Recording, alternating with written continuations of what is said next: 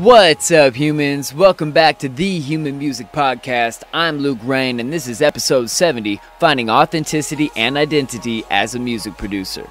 But what does authenticity even mean? And what is your identity? As a music producer or artist, it's important that you're not only able to answer those questions, but find out what they mean to you. Today, we dive into a discussion on what it means to be authentic and how you find and make your own identity to apply to your music. Our song of the week that you can hear behind me is Forever by Rip Kenny. Links are down below to go support that, and you can support our sponsors while you're down there. Dojo TV, free producer live stream classes from the Producer Dojo Senseis, or the Weekly Download, where you can learn from Il Gates and his private weekly group lessons and get access to over 250 more episodes in the archive for just $20 a month. And Guest Practices, where you can learn from Seth Drake at the Approach Institute. He's the best engineer we know, and over there, your first class is free. Go hit up thehumanmusicpodcast.com to check out our socials and get some free sound packs. All right, humans, let's get into the episode. Hello, people of Earth. This is Tesco with Rip Kenny and Trap Jesus, and you're listening to the Human Music Podcast. Woo!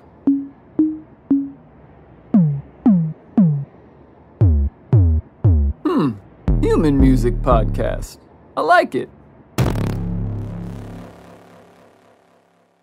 Ooh, sticky, icky. Yeah. Back in the day shit. If any of y'all know what that sounds like, give me anything in the chat. I don't know how Discord works, I realize. Don't worry about that. What's up, humans? It's the Human Music Podcast. Where live on Dojo TV. Again. Big up, chat. Big up, chat. What's up with the chat? I know we got a few people in there already. What's up to Hello Ego and Steven Chaos hanging out? What's good, guys? Appreciate y'all for being here.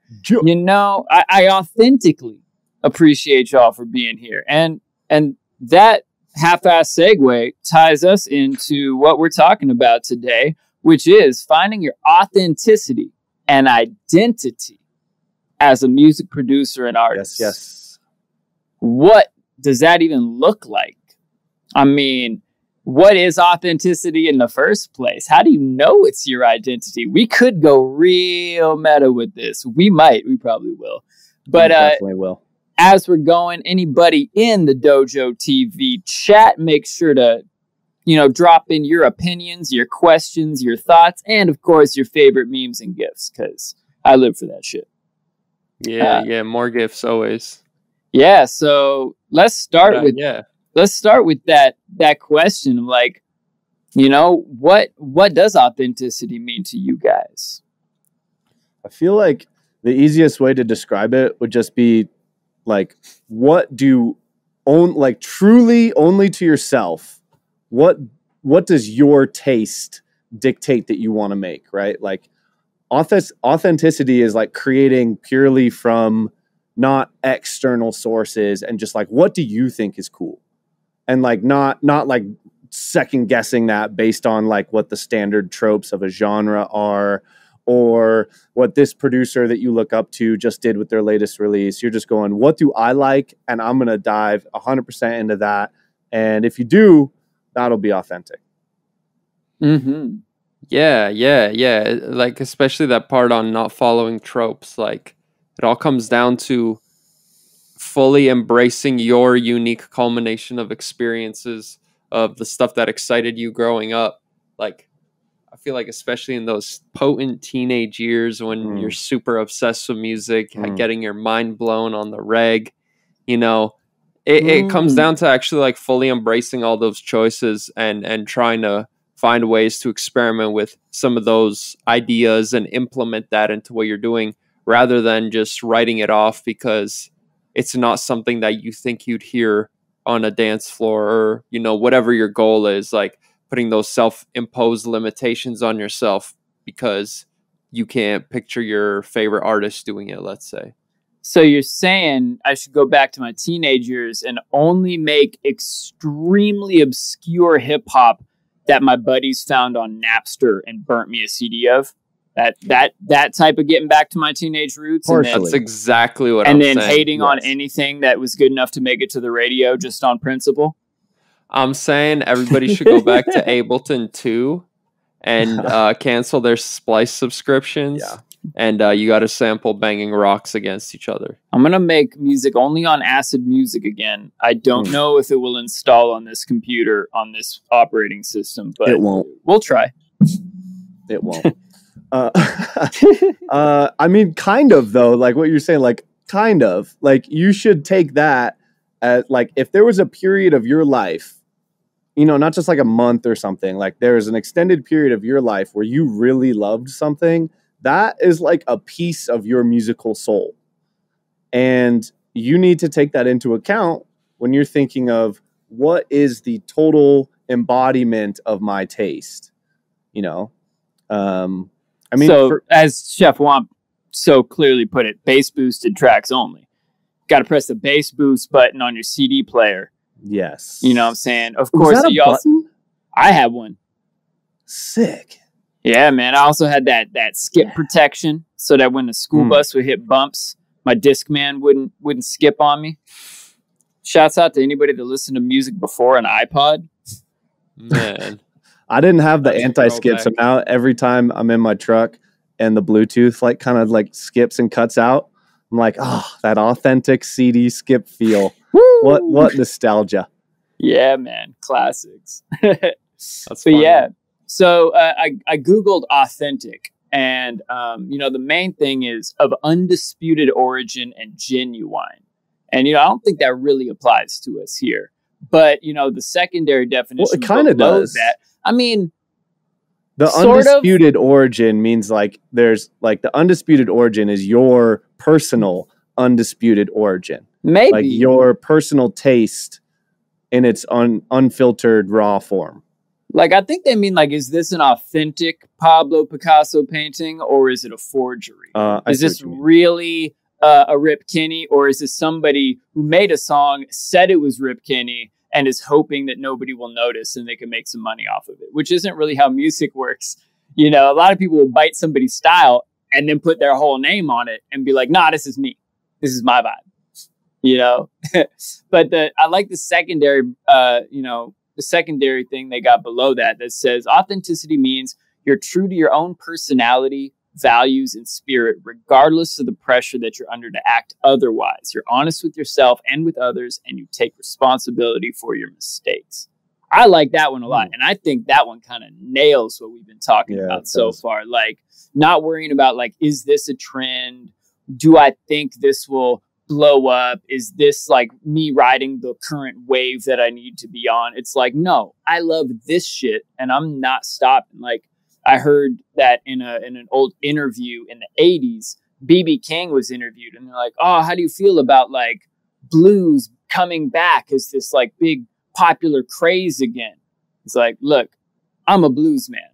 I was a blues man when the blues was popular when I was a kid. I was a blues man the entire time blues was unpopular, and I'm a blues man now that it's popular again. And I'm going to be a blues man after this wave subsides. Like, this is just what I do. It's cool that more people are recognizing blues now, but that's not why I'd ever do it. That's authenticity.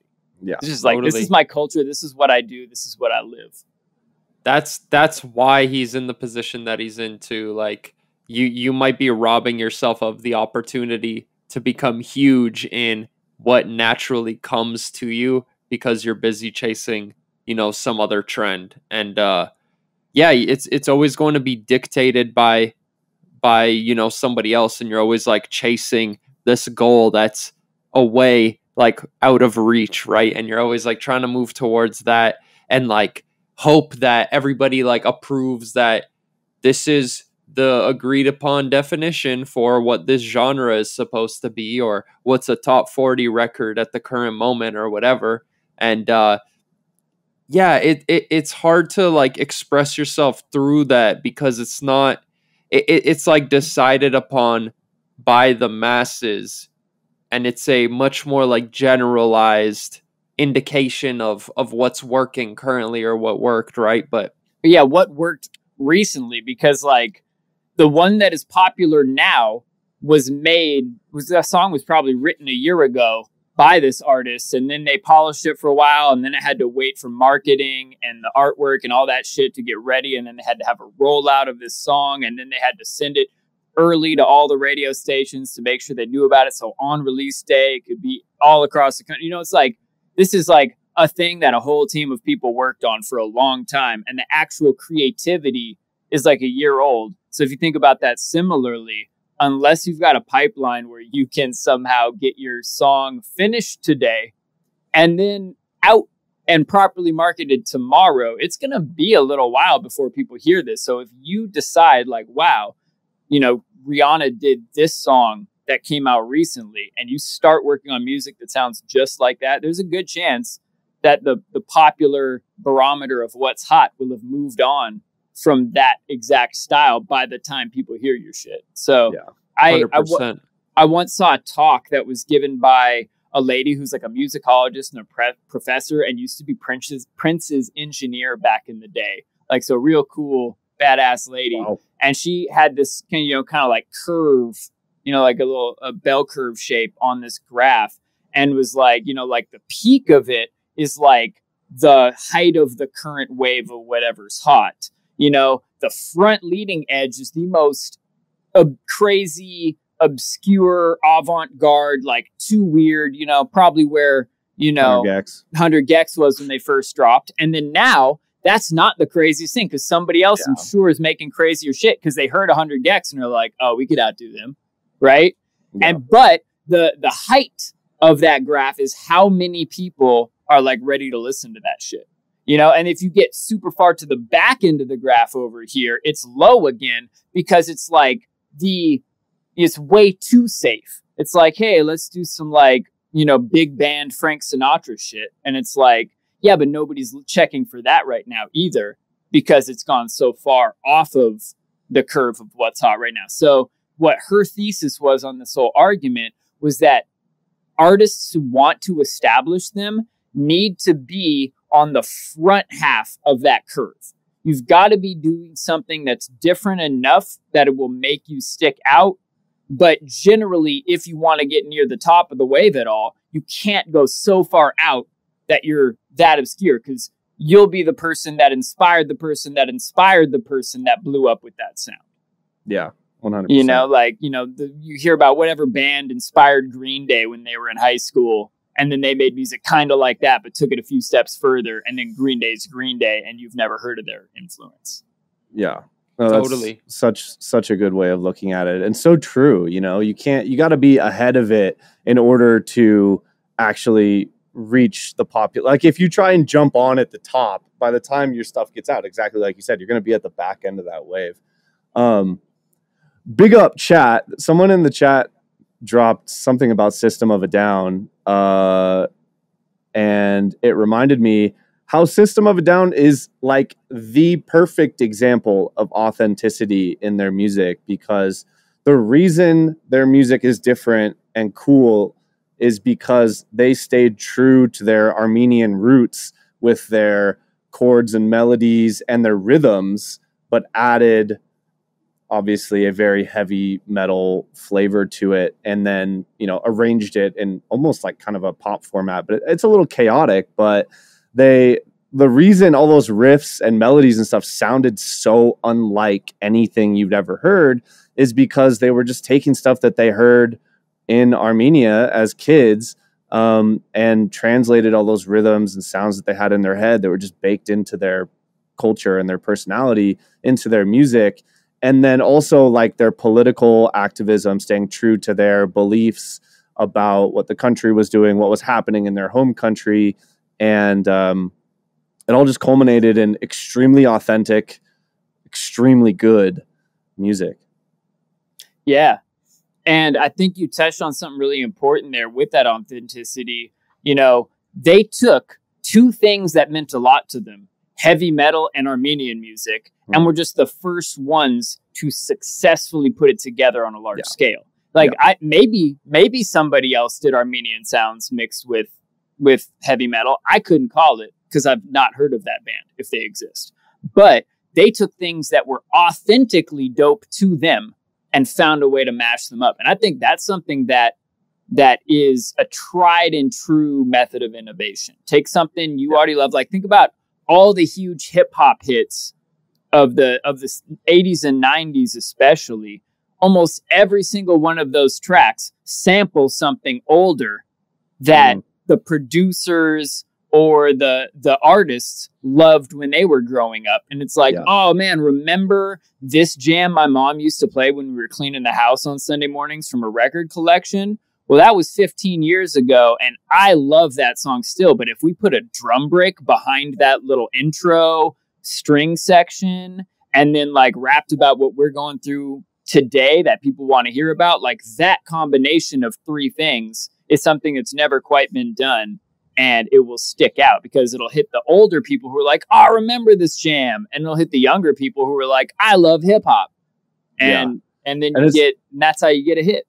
Exactly. And it's crazy to even think that like within System of a Down, like arguably like one of the most authentic bands ever, there's even like a curve of like their authenticity, right? They even like, I remember watching an interview with Darren, the guitarist, and he was saying the first two albums they made, their self-titled one and then Steal This album, were made for like the clubs because they were like a smaller band at the time, and they just wanted stuff that would like, you know, obviously there was still a lot of Armenian roots in the rhythms and stuff, but they were trying to make stuff that would get the club moving, that would like create mosh pits and stuff. And you can tell like a lot of that stuff is like chunkier, like more like riff based.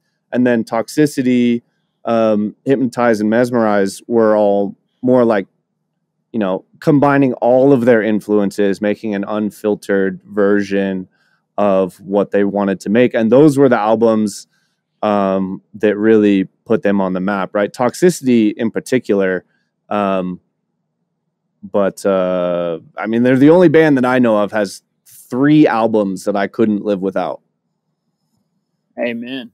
Yeah, the thing about them too that so the reason I bring this up is because I feel like a lot of you know producers that I've worked with are at this stage where technically they have all these abilities, but the pool of influences where they're pulling from is too limited, and they end up making very derivative work. And it's not that they're bad producers or not capable or couldn't get started on their career, but it's the fact that they're pulling from this limited pool of inspiration, like I said, and then it's really hard to compete with music that's already out there that people have associated memories with, right? But the thing with System of a Down is their influences are heavy metal and Armenian music, which are very rich pools of inspiration to draw from, versus if you're like, you know, I want to sound like Excision mixed with, I don't know, Skrillex, right?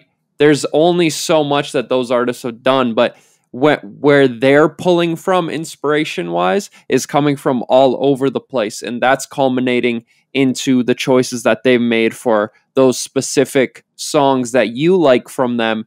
But if you're pulling from a subset of their inspiration, then you're always going to be coming, you know, secondary, and you're always going to be struggling with like what decisions to make. So the thing is, if you're picking very like modern artists as your inspiration, you got to go back and see who they were inspired by, where they pulled their creative choices. And, you know, also not like basing your sound off of what's popping right now, right? Like if it's jump up DNB or if it's rhythm or if it's whatever, like how many quarter note screechy bass songs at 150 do we need before people are like, I get the point? But, you know, if you start like the first person that did like rhythm house and the first person that brought that sound design to like jump up and stuff, like that started its own little wave, and you get these like weird mutant cross subgenres that people really fuck with because everybody wants to hear what that's going to sound like at 174 or 110, but nobody ever ends up doing it because the road isn't cut and clear. There's no authenticity in serum in 5 minutes tutorial on YouTube that people can watch and this concept clicks for them. But like you have to go towards the fear of the unknown in a sense and know that you're in territory where there's no mapped out plan, and be okay with that, because you're not limiting yourself to what Virtual Riot has done. You're pulling from that, and that album that really struck you when you were 13, and that album that, you know, your mom or whoever used to play on your drive to school, or whatever memories you have. That's where like all the richest stuff comes from. That's how you beat, you know, writer's block. That's how you beat like the limitations of just being you know, just, pardon my language, but another asshole with the SoundCloud account that's promoting their music on Rhythm Underground or whatever, trying to like, you know, get out of all the noise. Like when you're in your own lane and you're not just pulling from the general pool of inspiration that everybody else is, you're not going to have this problem with oversaturation. Anyway, a little passionate rant there. I could keep going on that topic, but it's important. It is 100%. And kind of that like combination of influences. I think it's a good time for us to mention that Venn diagram we were talking about before the show. Yes. When Hexus was on the show, he mentioned his own personal way of thinking about how to combine influences authentically. And he said, you make a Venn diagram with 3 circles. One is what you're good at making. One is what you like making, and one is what you have fun making. And then the music that sits in the middle is going to be authentically you, and also most likely succeed because it's not reaching for, you know, producer likes or reaching for just, you know, solely for you. It's a good balance of those 3 things that are going to make good music. I personally think a twist on that would be music that you're good at making, music that you have fun making, or that you know, kind of identify with, and then music that like has an audience, right? Because I feel like that is also kind of an important part of this. You can't go so far into the weeds that like only 10 people in the world are going to like it. Even though that might be so authentically you, it's not even funny. It would be like impossible to make a viable career out of that, right? So it's not like selling out is making music with what would work in mind, right? But just making that the right size of the Venn diagram, making something that is palatable to people. What do you guys think? Yeah, I mean, if you're not making like noise music, if you're trying to make something palatable and make it into a career, then yeah, you definitely need to consider what other people are feeling. But I also strongly believe that as long as you're really fucking with it, that other people will too. And you know, if there are all these albums that have touched you over the years, and you have good enough taste in music to start producing and to invest all this time to learn producing and all that, and these albums touched you, and you take the best of those albums and you put it into your own work, and you bring those influences together in a unique way, that's what it means to be an artist, in my opinion.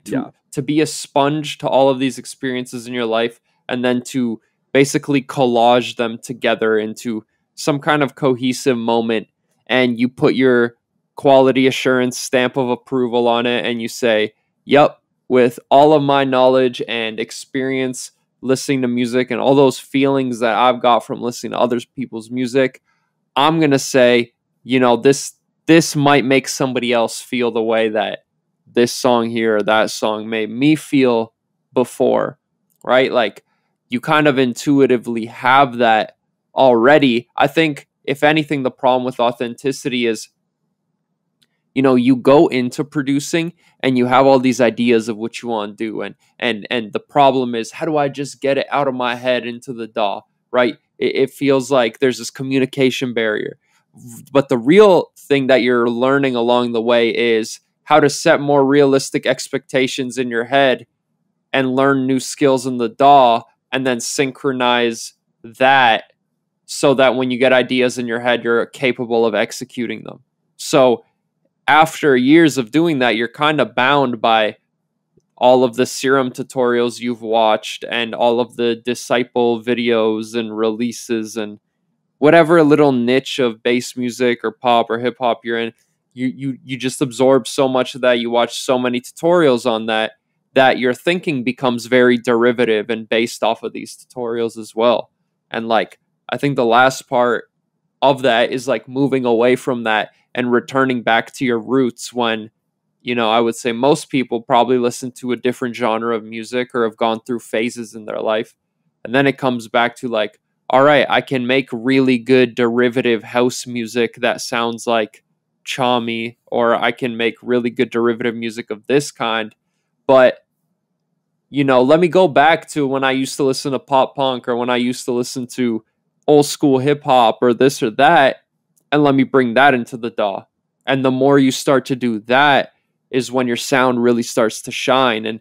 And when you stop getting the feedback on your tracks that, hey, yo, this is all good and technically sound and all that, but why should I listen to your song, which I know you based off of, you know, what Excision just dropped or whatever. I know you pulled it in as a reference track and based your shit around it.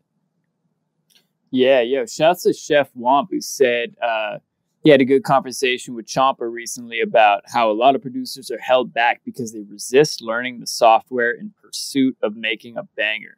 Don't at me, bro. No, I definitely feel that. I definitely feel that, not quite attacked, but I relate that because, you know, there's definitely been times where I felt impatient, where I'm like, man, I really just got to be writing these songs. I know plenty. And then you hit some brick wall in the process that's keeping you from executing on the vision that you have. And it's like, man, if I had patiently just continued spending the time learning, you know, as well as writing, then I would have had a much better chance to get this song finished. Whereas instead, I decided that it was more important to like work on this song for 100 hours as opposed to like work on the skills necessary to finish this song. Yeah, that's another like really hard thing to try to get across because I understand the excitement and I remember being there so vividly, but like not getting so hung up on planning out these like elaborate early releases while you're still in this stage when you're trying to figure it out. Like there's a lot of time to stress out about how much you suck at marketing and how much better your Instagram social media plan could be in the future. But just take some time right now while you're learning to not worry about any of that shit and just take like 3 to 5 years to learn your craft and experiment and not worry about, you know, clout or approval or this or that. Like, it's like when you look at a kid and you're like, enjoy being in school. And they're like, yeah, but I can't wait to grow up because fuck school. And you're like, nah, trust me. And they're like, nah, I can't wait to get out of here.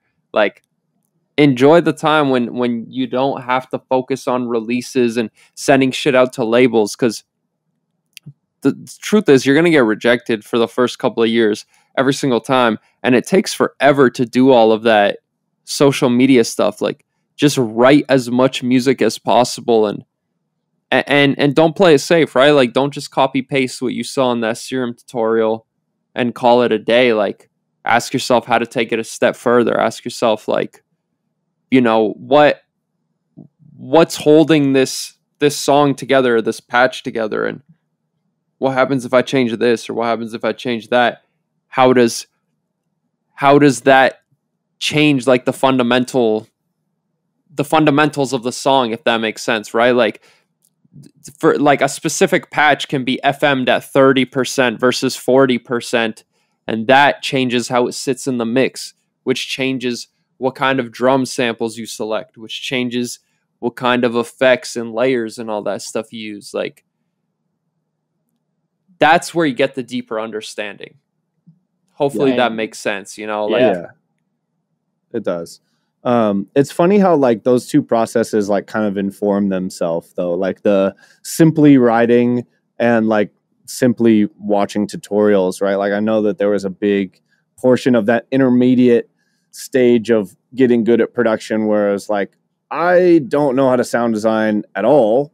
And it's something that I really would like to be proficient at. So I can stop using presets and develop something that sounds like me, right?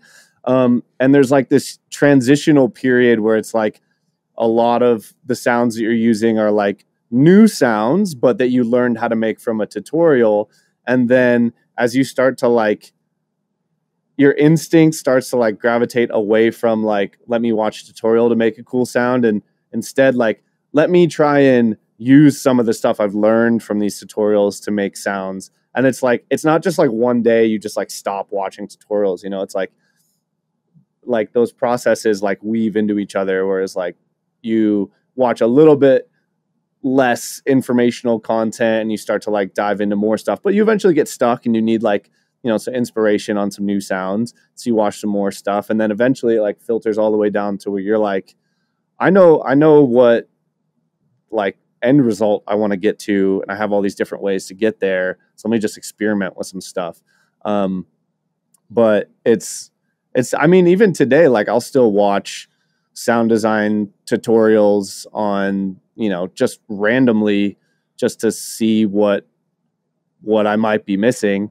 You know, there's a lot less that is like, oh, wow, like I didn't know about that, but still like listening and watching that kind of stuff still helps inform what you could be doing, right? But as you start to develop your own taste and style, it's easier to take like small chunks of what you learn and use it originally rather than just bite the tutorial and do exactly what they did, you know? But it takes it. What I'm saying is that it takes that entire spectrum of like not knowing what you're doing.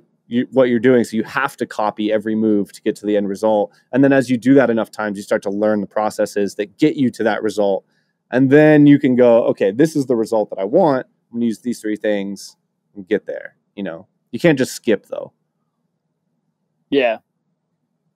Amen. So I want to pivot. I want to pivot real quick to the other half of our question for today, which is identity. Googled it again. Shouts Google. What is a person's identity? Well, that's the qualities, beliefs, personality, looks, or expressions that make a person, self-identity, or a group, cultural identity. And I think that I like that they put that self-identity and cultural identity in there to make the distinction, because a lot of our self-identities are informed by our cultural identities, and cultural identities are defined by a group's like average self-identities. So, right. And, you know, like there's certain, you know, like you go to a rave and there'll be certain, like you look at somebody, the way they're dressed, and you're like, oh, you're that type of raver, you're covered in candy. Or, oh, you're that type of raver, you're all in black. Or you're that type of raver, you're head to toe, like galaxy gear or tie-dye or something. Or you're in this grimy rave and you took your shoes off for some reason. You know, there's like definitely Sick. These like cultural identifiers where we look at it. And even though we're all at the same big festival, it's like, oh yeah, like there's different types of identities there. So sometimes I think that, you know, it's good to do things in our identity can be more than just like the authentic music we create. Like that's part of it, but the rest of our identity, our brand identity as an artist is beyond that,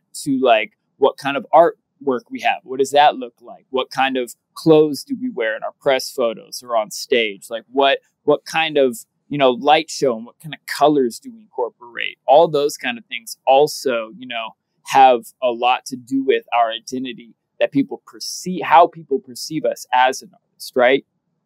So, you know, where would it be better to like lean into that culture and dress like other people? And where would it be better to differentiate yourself inside the culture? Like, yes, I'm from here, but I'm pushing the boundary this direction. Yeah, I feel it's less like trying to pick and choose, and more so like your cultural identity like bleeds into your personal identity, and like your identity as an artist is a lot based on your personal identity, right? And so like honing in on what part or all of that personal identity you want to showcase that fits with the style of music that you're making, right? I think it's more important that the music and the identity that you put forth are cohesive, rather than trying too intentionally to like, pick and choose what you think would work as a representation. Because I think that you would probably end up a bit too far away from the authenticity there, So yeah, that's just kind of my 2 cents. What do you think, Tesco?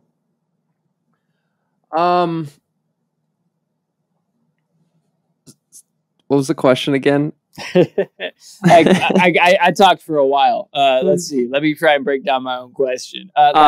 Where is it? Identity. Where is it good to like dive into the group identity, and how do you feel about either diving into the group identity and like identifying yourself as like, hey, I'm a part of this group, and then marketing yourself to them, compared to like, hey, yeah, I'm from this, but I'm also different? I mean, I think these like archetypes exist because people are typically drawn to them. So I always find there's some kind of intersection with my taste and these communities, even if I don't like fit into them fully. Now, before I used to look at anything that was commercial or accessible or understandable musically as too basic, and, even in the early days as below me, and I wouldn't even like pop music. Like, no, I'm not even addressing that type thing.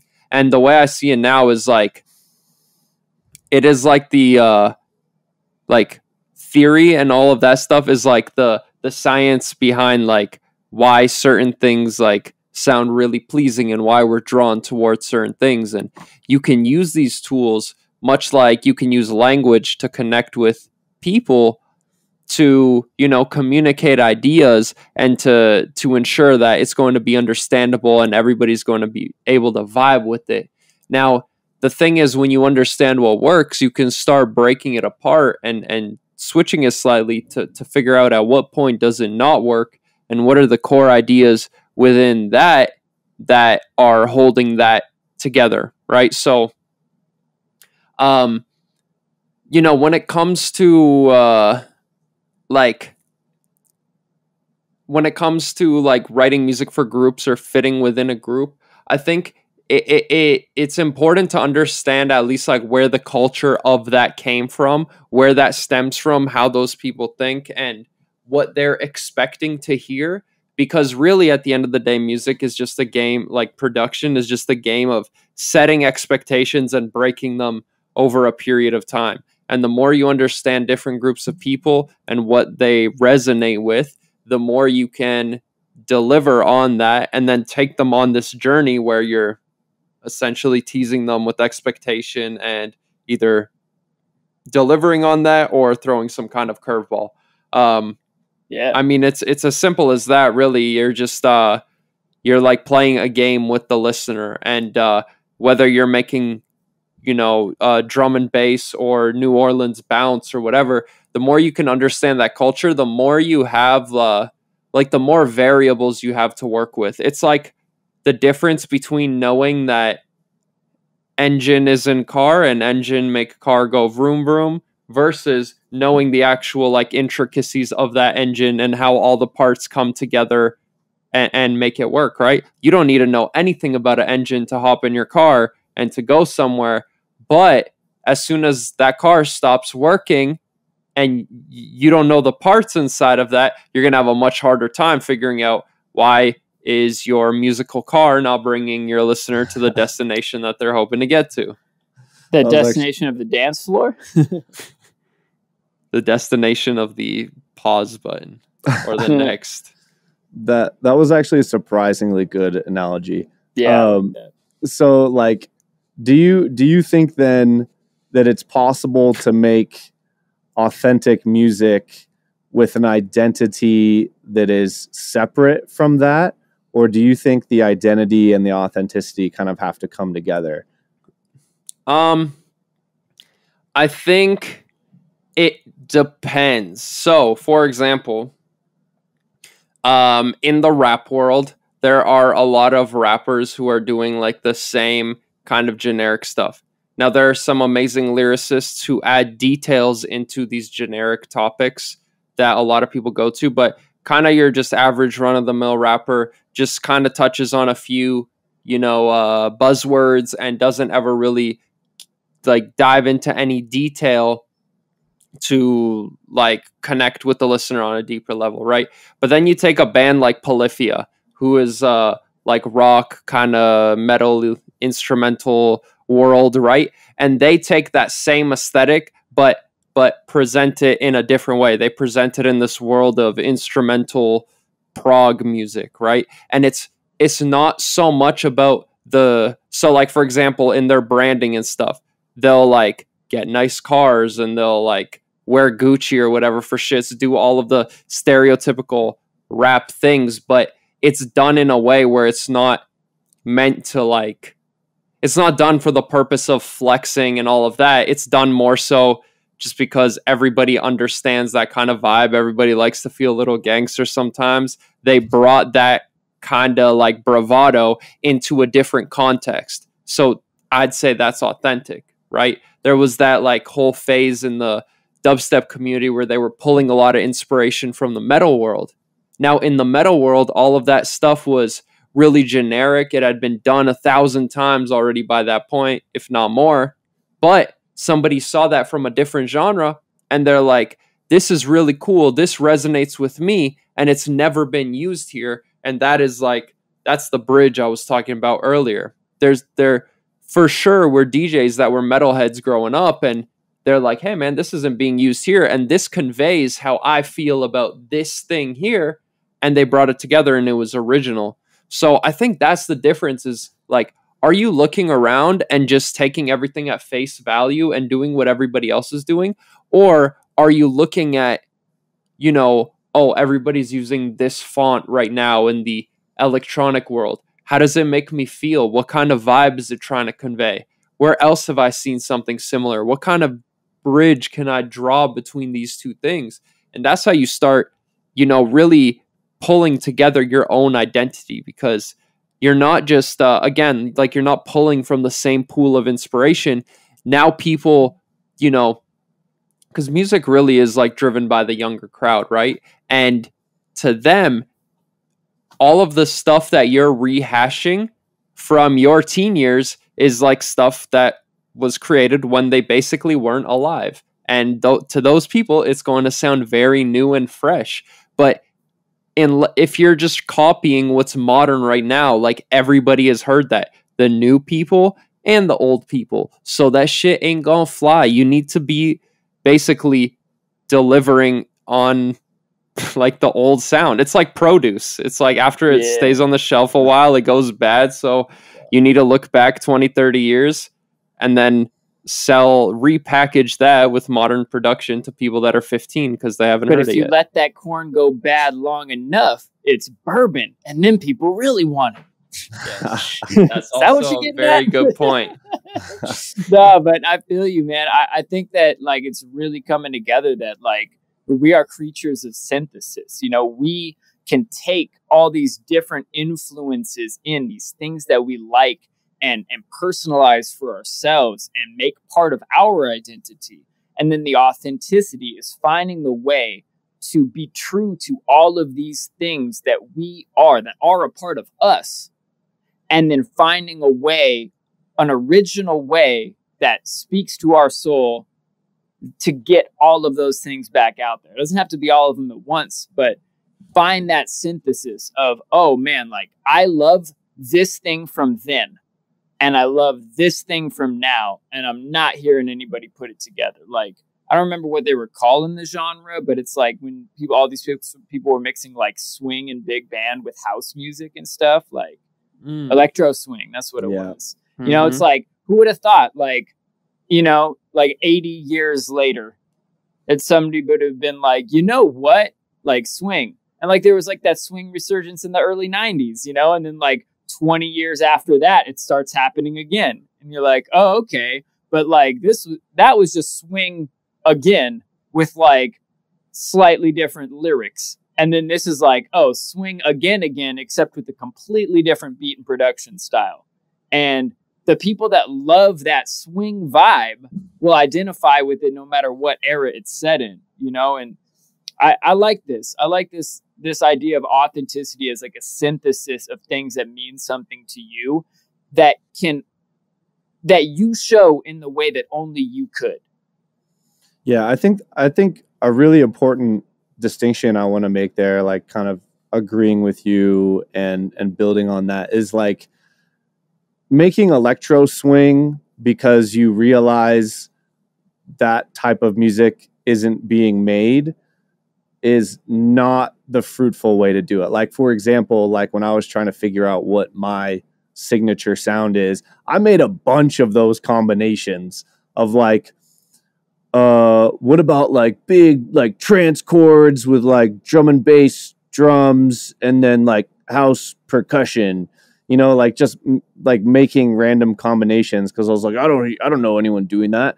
And then I would try and make it and like it would just like be loveless, you know. It's not that I wasn't delivering on the combination of things that I thought, but that it just like when it's you, you know, and that authenticity is something that you can't fake, right? Like if you don't love psytrance to your core and you try and make psytrance, like you'll probably be able to make, you know, psytrance light, but unless you really love it, it's probably going to come across as just another thing that people will look over, right? Like you can't, when you're creating that synthesis for yourself, you can't look at what doesn't exist and then make that. Like there are a million different combinations that you could find like that ultimately probably won't pan out because it's not true to you, right? So I would say it's actually, it's funny because it's simpler and easier to think of it like what is the synthesis of my taste truly and uniquely that no one else would have to create your signature sound, rather than trying to find something that would fit in between pegs because no one else is doing it, right? It's so simple to say, but like in theory, like it's not your go-to thing, right? You're like, what would pop off? Like what would be successful? And you try and grab elements like that. But truly, like the way to do it is just return into those things that you had absolutely loved when you were a kid. Like you were saying, old school hip hop that was obscure and a bit snarky and like, you know, just truly dive into like, what are the elements of that I loved? Is it the boom bap drums? Great. Then make dubstep with boom bap drums. I mean, like, amen. I mean, Getter kind of already started doing that a little bit. But yeah, but like you're saying, it's not that nobody else is doing it. Yeah. It's that there's a way, there's something I can bring to it. Yeah. Because I love these things so much. Like, I've never heard anybody mix happy hardcore with like Albanian jazz music, but I don't know anything really about either of those genres. So just because I've never heard it done does not make it a good thing for me to do. Yeah. Whereas, like you're saying, even though Getter has done dubstep at, you know, hip hop tempos, like that would be a much, you know, it's still maybe not my thing to do best, but it's way closer to my thing because I truly do love and listen to both of those genres like a lot. Yeah. Yeah, that's a really good point. I'm glad you made that. I just want to give the chat one last chance to ask some questions before we get out of here. But I also want to acknowledge that a new genre might be getting created in our chat right now. Albie brought up, he wants somebody to please make a tune with Tesco saying vroom vroom for the pre-drop box. And it looks like there's gonna be some sort of contest. One sample for ninjas. Yeah, Vroom Step is on the way. There's gonna be a Vroom Vroom bootleg battle and we can judge that on the podcast live on Dojo TV. Oh my God, I would love that. So y'all figure out whatever your deadline is and start making these songs, because now all of a sudden I want to hear that. If y'all make some hot ones, I'll drop them in my DJ set for sure. And the mid drop turnaround should be like the Mazda Zoom Zoom jingle. Zoom Zoom. Exactly. Classic, man. Hello Ego said he's about to write a song about how much he loves Golden Grams, because there's nothing more authentic than how much he loves that cereal right now. Fuck yeah. And so Steven Chaos said they should be the serial killers. And shouts out to Matthew Lillard's character in the 1995 film Hacker, because that's his hacker name, Serial Killers. Highly recommend that movie. Speaking of shit from my childhood, I should go sample the movie Hackers a bunch. I don't know if y'all saw that one. No, I ain't seen it, but got a young Angelina Jolie in it with short hair playing a hacker named Acid Burn. I'm not really a movie buff, but sounds cool. I think the cereal thing is like a perfect example of like you literally, like, if you loved cereal that much, and even like all the way down to like specifically Golden Grams, like you could build a brand around that if it was so authentic to you that like every time you had an interview, it wouldn't be annoying to talk about how much you love Golden Grams, and that all your sound design comes from Foley that you recorded of yourself eating Golden Grams, the pouring of the milk, the crunch, then it gets soggy, you know, like you could, like if you loved it that much, you could make that your thing. It would be tough, but you could. You could try it. I'm here to watch you attempt it. Oh man, looks like we're not getting a lot of extra questions, which is cool with me because I'm hungry for Golden Grams, and I don't have any, so I might just have to go buy some. But yeah, what's up, humans? We appreciate y'all being here. You know what I'm saying? Yep. Till next time, I have to say peace, and of much course, love, chat. Peace among worlds. Go have sticky, yicky. Golden Grams for dinner. That's in my future. Oh, amen to that. Deuces. Peace.